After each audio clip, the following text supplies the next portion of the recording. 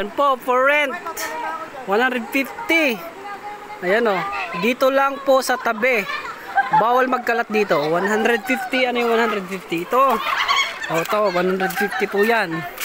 Pero ang ganda. Ayan o. Ganda. O, ayan o. Ganda o. Tapos may mga ano pa. Suso. Ganda. Sarap po. Ito yung 150. Oh, wow, meron pang ano.